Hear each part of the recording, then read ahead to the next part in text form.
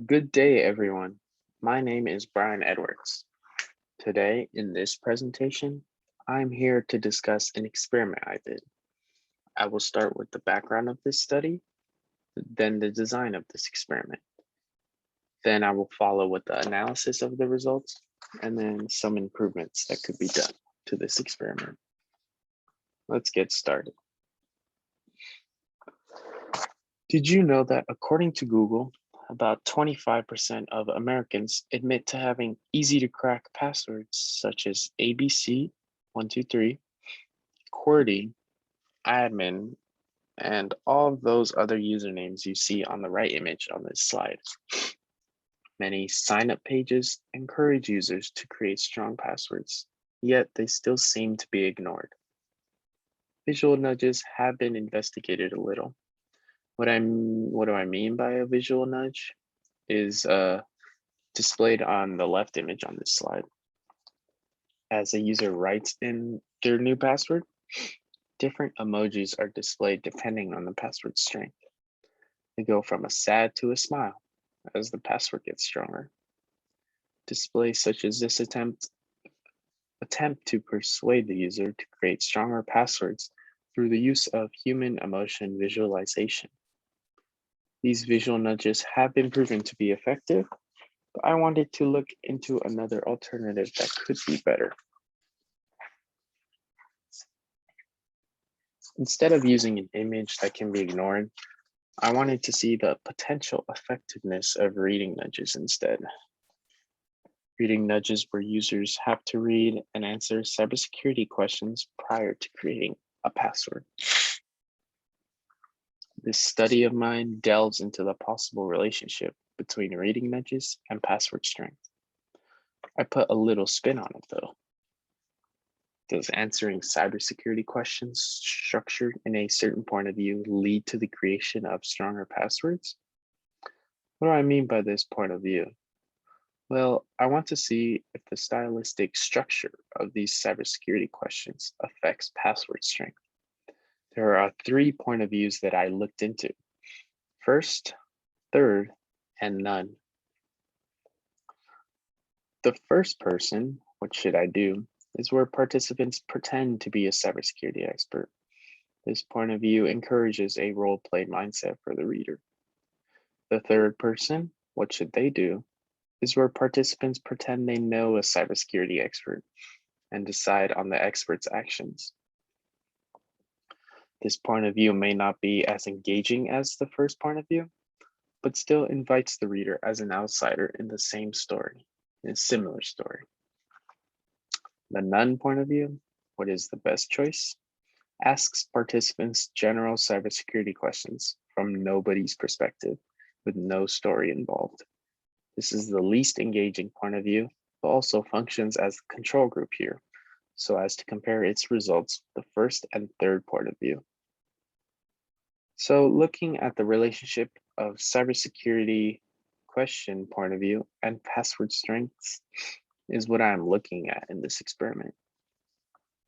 And my hypothesis is that the first point of view would be the most effective at creating stronger passwords. So now I will talk about the experiment itself, now that we've gone over the background and all. This experiment revolves around an online survey where users will be exposed to reading nudges and then asked to create a new fake account. There are 2 parts to this survey: answering free response cybersecurity questions and inputting a new username and password. However, participants are deceptively told that they will be asked cybersecurity questions to learn what people know about cybersecurity. The first part is where users answer basic cybersecurity questions that are free response. However, participants are unknowingly divided into 3 groups. Each group stylistically rewords these questions to the point of view they get assigned to, which is either first, third, or none, like I discussed in the last slide. For the first and third point of view, a short introduction is provided, that helps the participants get into the desired mental state. For the first point of view, they are told to role play as a cybersecurity expert and will now help a business with their cybersecurity issues. Words like I are emphasized here. For the third point of view, they are told about a cybersecurity expert and will need to figure out what the expert will do as they help this business with their cybersecurity issues. So an emphasis of he, she, or they will be used. So after this introduction for these 2 point of views, but this part also includes the non-point of view, participants will answer 5 cybersecurity questions that are free response, and that each of them are structured around their point of view group. After answering these questions, participants are told that the main survey is over. Then, as a last step, they are told to create a fake account to store their answers. Participants input a username and password and then are told that the survey has completed. So now that I went over the methods of this experiment, let us take a look at the results. I managed to survey a total of 50 people for this experiment. There are 3 pie graphs to reflect each of the point of view groups: first, third, and none. Each color within the pie graph represents a password strength: blue for exceptional, green for sufficient, yellow for warning, and red for failure. I considered blue and green to be considered acceptable, while yellow and red is not acceptable and should be avoided. How did I calculate password strength? Well, I used a password strength calculator website created by the University of Illinois at Chicago. When you type in a password on its form, it locally calculates the strength of it. This calculator takes a lot of factors into consideration before reaching a conclusion, like how many characters, numbers, and symbols the password has, as well as checking for character and number repeats.